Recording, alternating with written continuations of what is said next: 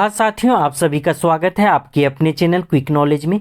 आज की इस वीडियो में हम बताने वाले काफ़ी इंपॉर्टेंट नोटिफिकेशन जो जेएसएससी के द्वारा रिलीज किया गया है। जी हाँ दोस्तों, टीचर वैकेंसी से रिलेटेड ये काफ़ी बड़ी अपडेट है। स्नातकोत्तर प्रशिक्षित शिक्षक प्रतियोगिता परीक्षा 2022 की वैकेंसी की डिटेल दे दी गई है और इसके ऑनलाइन फॉर्म भराने के भी तिथि को जारी कर दिया गया है, जो कि 10+2 यानी कि उच्च विद्यालय से रिलेटेड फॉर्म है। इसको फॉर्म भरने की तिथि है 25/8/2022 से लेकर 23/9/2022 तक। तो इसकी नोटिफिकेशन को जारी कर दिया गया और ऑनलाइन फॉर्म 25/8/2022 से लेकर 23/9/2022 तक भराया जाएगा। तो इस फॉर्म से रिलेटेड सारी डिटेल को हम इस वीडियो में देखेंगे। क्या है इसकी शैक्षणिक योग्यता, कौन कौन इस फॉर्म को भर पाएंगे, क्या क्या किस किस सब्जेक्ट के लिए कौन कौन सी वैकेंसी है, कितनी वैकेंसी है, इन सारी डिटेल को हम इस वीडियो में देखेंगे। तो चलिए शुरू करते हैं। अपने स्क्रीन में देख सकते होंगे जो ऑफिशियल वेबसाइट से यह पीडीएफ डाउनलोड किया गया है, विज्ञापन संख्या 14/2022, जो कि स्नातकोत्तर यानी कि पोस्ट ग्रेजुएट प्रशिक्षित शिक्षक प्रतियोगिता परीक्षा का पीडीएफ है। तो इसके सारे डिटेल को इसमें देखेंगे कि क्या क्या इसमें दिया गया है। जैसा कि इस फॉर्म को भरने का शुल्क की बात किया जाए तो इस फॉर्म को भरने के लिए आपको 100 रुपये का शुल्क लगेगा। और अन्य सारी डिटेल को हम नीचे देखते हैं। रिक्तियों का वर्णन यानी कि वैकेंसी के लिए डिटेल यहाँ पे दिया गया है। तो आप सभी वैकेंसी को एक एक करके बताते हैं। अगर बात करें बायोलॉजी सेक्शन जीव विज्ञान की तो 218 वैकेंसी है, माफ़ कीजिएगा 218 वैकेंसी है जीव विज्ञान के लिए। और बात करें रसायन विज्ञान की यानी कि केमिस्ट्री की तो इसके लिए 227 वैकेंसी है। और बात करें भूगोल यानी कि ज्योग्राफी की तो इसके लिए 164 वैकेंसी है। और बात करें हिंदी के लिए तो हिंदी के लिए 163 वैकेंसी है। बात करें अर्थशास्त्र यानी कि इकोनॉमिक्स के लिए तो इसके लिए 167 वैकेंसी है। बात करें इतिहास विषय के लिए तो इतिहास विषय के लिए 182 वैकेंसी है। बात करें संस्कृत विषय के लिए तो संस्कृत विषय के लिए 169 वैकेंसी है। बात किया जाए फिजिक्स के लिए यानी कि भौतिक शास्त्र के लिए तो 251 वैकेंसी है। और बात किया जाए मैथमेटिक्स के लिए तो मैथमेटिक्स के लिए 185 वैकेंसी है। और बात किया जाए वाणिज्य यानी कि कॉमर्स सेक्शन के लिए तो इसमें 200 वैकेंसी है। और बात किया जाए इंग्लिश के लिए यानी कि अंग्रेजी के लिए तो 211 वैकेंसी है। बात किया जाए जीव विज्ञान के लिए और ये सीमित भर्ती कार्यरत टीजीटी शिक्षक के लिए आरक्षित, तो इसमें सीमित भर्ती जो इससे पहले हम लोग जो डिटेल दे रहे थे, जो अभी डिटेल दिया गया है वो था नियमित नियुक्ति के लिए, नियमित नियुक्ति के लिए जो कि सीधी भर्ती है। और जो सेकेंड है सीमित भर्ती के लिए यानी कि कार्यरत टीजीटी शिक्षक के लिए आरक्षित, तो उसके लिए भी वैकेंसी आप देख सकते हैं। जीव विज्ञान में 73 वैकेंसी है और केमिस्ट्री में 75 वैकेंसी है। तो इन सारे डिटेल वैकेंसी को आप देख सकते हैं। इस वीडियो में हम अन्य सारे डिटेल जैसे कि शैक्षणिक योग्यता और अन्य सभी डिटेलों को डिटेल से देखते हैं। तो आगे बात करते हैं हम न्यूनतम शैक्षणिक योग्यता सरकार द्वारा मान्यता प्राप्त संस्थान से। तो क्या क्या है न्यूनतम शैक्षणिक योग्यता को आप देख सकते हैं। यहाँ पे लिखा हुआ है कि किसी मान्यता प्राप्त विश्वविद्यालय से राज्य के सरकारी विद्यालय में +2 स्तर में पढ़ाए जाने वाले विषय में से नियुक्ति के लिए विषय में कम से कम 50% अंक सहित आपको पोस्ट ग्रेजुएट होना चाहिए। और साथ ही राष्ट्रीय अध्यापक शिक्षा परिषद से मान्यता प्राप्त संस्थान से शिक्षा में स्नातक यानी कि बीएड होना चाहिए।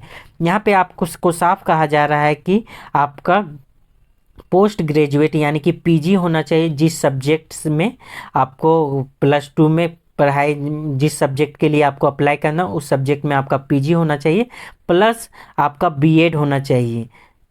बीएड होना चाहिए, तब आप इस फॉर्म को भरने के लिए एलिजिबल हैं। इसके अलावा भी यहाँ पर दिया गया है जिसे आप डिटेल से देख सकते हैं। 13/11/2002 की अधिसूचित राष्ट्रीय अध्यापक शिक्षा परिषद मान्यता के लिए आवेदन पत्र जमा करने की समय सीमा अध्यापक शिक्षा कार्यक्रमों की मान्यता के लिए मानदंडों और मानकों का निर्धारण तथा नए पाठ्यक्रम अथवा प्रशिक्षण शुरू करने के लिए अनुमित विनिमय 2002 तथा 10/12/2007 को अधिसूचित राष्ट्रीय अध्यापक शिक्षा परिषद मान्यता मानदंड और क्रियाविधि विनिमय 2007 के अनुसार किसी मान्यता प्राप्त विश्वविद्यालय से राज्य के सरकारी विद्यालय में +2 पर पढ़ाए जाने वाले विषय में से नियुक्ति के विषय में पोस्ट ग्रेजुएट में कम से कम 45% अंकों सहित बीएड की डिग्री।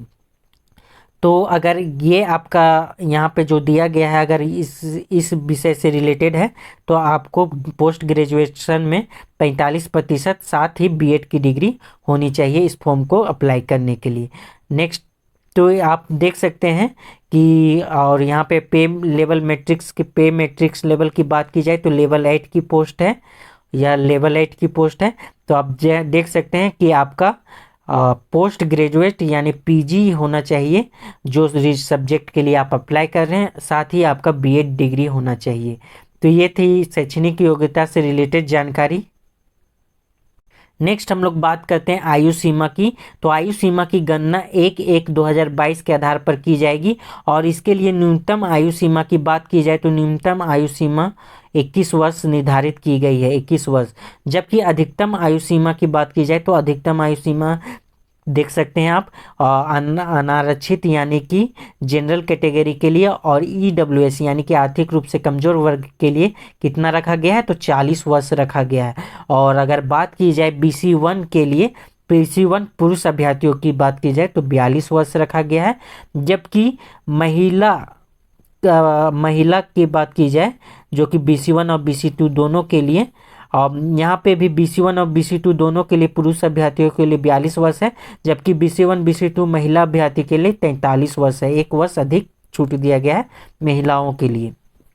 और बात की जाए अनुसूचित जाति पुरुष और महिला दोनों के लिए तो 45 वर्ष है और अनुसूचित जनजाति की भी 45 वर्ष है। तो ये आप देख सकते हैं न्यूनतम उम्र सीमा और अधिकतम उम्र सीमा। आगे हम लोग बात करते हैं इस एग्जाम के एग्जाम पैटर्न की। तो एग्जाम पैटर्न किस प्रकार से रहेगा देख सकते हैं। परीक्षा का स्वरूप, तो परीक्षा का स्वरूप यहाँ पे साफ साफ कहा है कि कंप्यूटर आधारित परीक्षा यानी कि CBT ली जाएगी। और अगर यह परीक्षा विभिन्न समूहों में लिया जाता है तो उस स्कोर का नॉर्मलाइजेशन किया जाएगा। तो आगे बात करते हैं कि इसका पैटर्न क्या रहेगा, स्वरूप कैसा रहेगा। तो आप देख सकते हैं कि परीक्षा में 2 पेपर होंगे, पेपर 1 और पेपर 2। पेपर 1 के सभी प्रश्न 1 अंक के होंगे, जबकि पेपर 2 के सभी प्रश्न 2 अंक के होंगे। यहाँ पे देख सकते हैं नेगेटिव मार्किंग भी आपका रहेगा। और ये परीक्षा का स्वरूप वास्तुनिष्ठ एवं बहुविकल्पिक होगा, वस्तुनिष्ठ एवं बहुविकल्पिक होगा।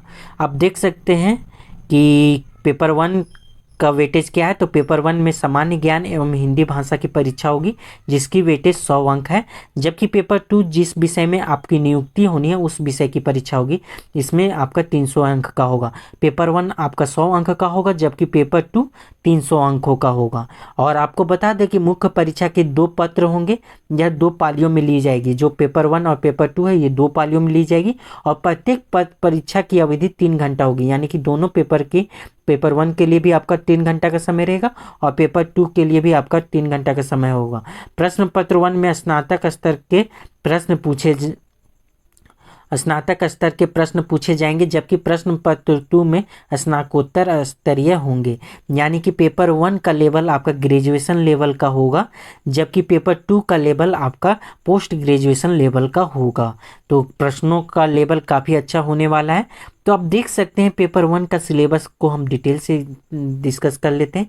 पेपर 1 है जो कि सामान्य ज्ञान एवं हिंदी भाषा की परीक्षा, जो कि टोटल 100 अंकों का है। तो इसका डिटेल देख लेते हैं अभी। तो यहाँ पे देख सकते हैं जिसमें है कि सामान्य ज्ञान में है, सामान्य अध्ययन से आपका प्रश्न रहेगा। सामान्य अध्ययन जो आप देख सकते हैं जनरल जीके, और सामान्य विज्ञान से प्रश्न रहेगा, सामान्य विज्ञान। सामान्य गणित से आपका प्रश्न देखने को मिलेगा। सामान्य गणित के प्रश्न आपके 10वीं कक्षा स्तर के रहेंगे। यहाँ पे साफ साफ उसका वर्णन किया हुआ है। मानसिक क्षमता ज्ञान यानी कि रीजनिंग से आपका प्रश्न रहेगा। और कंप्यूटर का मूलभूत ज्ञान कंप्यूटर का मूलभूत ज्ञान यानी कि फंडामेंटल नॉलेज ऑफ कंप्यूटर से, यानी कि कंप्यूटर का बेसिक नॉलेज से आपका प्रश्न देखने को मिलेगा।